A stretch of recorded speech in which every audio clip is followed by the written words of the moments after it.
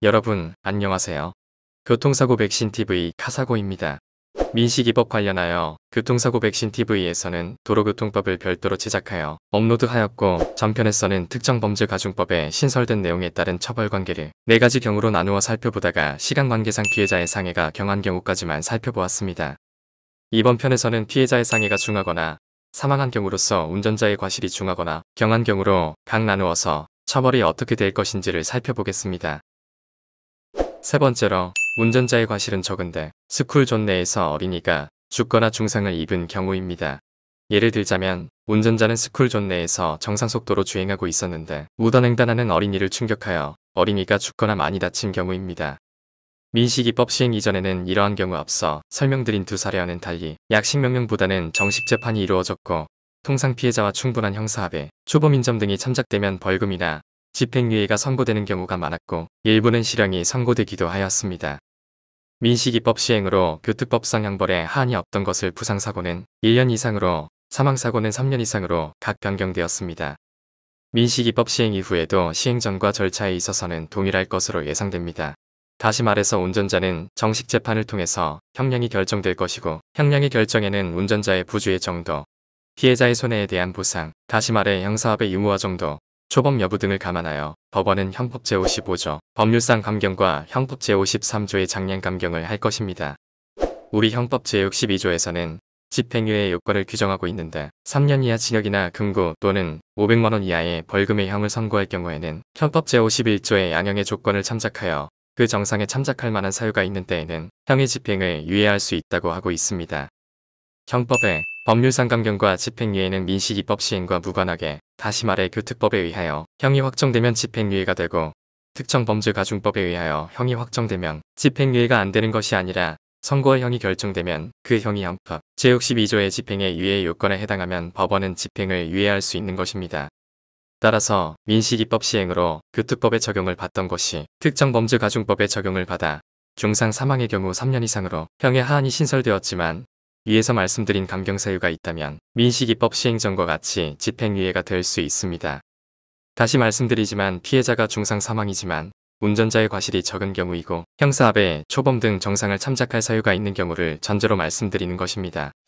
지금까지 보신 3가지 경우, 다시 말해 운전자의 과실이 적은 경우인데 피해자가 경상인 경우와 중상인 경우, 그리고 운전자의 과실이 많은 경우인데 피해자가 경상인 경우는 교통사고 백신 TV에서 예상하는 바로는 민식이법 시행 전후를 비교하여 유의미한 변화가 있다고 평가하기 어려워 과잉입법이라고 평가할 수 없습니다. 마지막으로 운전자의 과실이 중하고 어린이가 죽거나 중상인 경우입니다.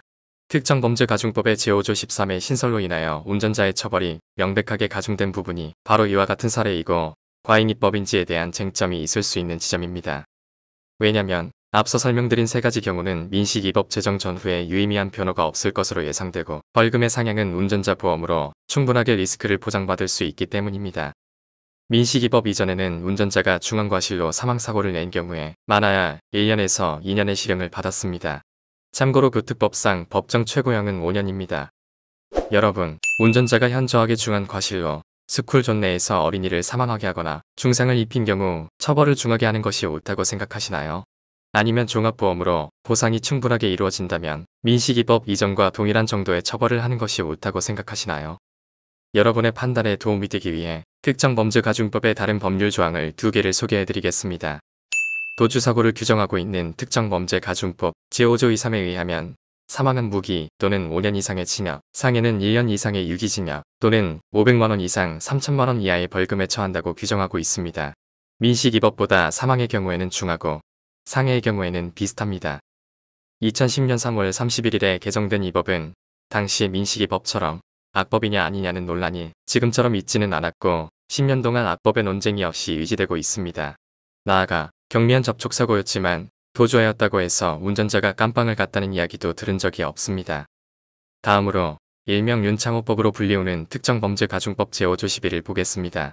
음주사고의 경우 상해의 경우 1년 이상 15년 이하 또는 1천만원 이상 3천만원 이하의 벌금, 사망의 경우는 무기 또는 3년 이상의 징역로 개정하였습니다. 윤창호법은 민식이법과 징역형은 동일하고 벌금은 좀 더 중합니다. 윤창호법 제정으로 우리 사회가 선량한 운전자가 범죄자가 된 것으로 생각되지는 않고 오히려 음주운전에 대한 경각심을 높이는 계기가 된 것으로 생각됩니다. 그리고 윤창호법에 대한 악법 논란이 없었던 것으로 보아 음주사고 형벌에 대한 사회적 합의가 있었던 것으로 보여집니다. 앞에서 예시로 보여드린 특정범죄가중법의 도주나 음주사고의 경우에도 운전자의 과실이 많은 사고나 적은 사고가 있습니다. 이것은 개별 사안에서 정상을 참작하는 사유로 적용하여 가해 운전자의 양형을 결정할 것입니다. 다시 본론으로 돌아와서 스쿨존내 사고의 처벌 기준은 앞에서 예시로 보여드린 특정범죄가중법의 도주나 음주사고와 비슷합니다. 운전자의 잘못이 적은 경우나 피해자의 상해가 경한 경우에도 무조건 구속이 되는 일은 없을 것이라는 것은 앞에서 설명을 드렸습니다. 이제 마지막으로 시청자 여러분께 질문을 드립니다. 운전자가 비난받아야 할 사안에서 다시 말해서 운전자의 잘못이 중대한 경우에 특정범죄가중법상의 도주나 음주사고의 처벌 기준과 비교했을 때 민식이법이 가혹한 과잉입법이라고 아직도 생각이 드십니까? 교통사고 백신TV는 민식이법 관련하여서는 3회의 방송을 통해서 시청자분들이 판단할 수 있는 충분한 자료를 제공해 드렸다고 생각합니다. 민식이법이 과잉입법인지 여부에 대한 평가는 시청자 개인의 몫으로 남겨두겠습니다. 끝까지 시청해 주셔서 감사합니다.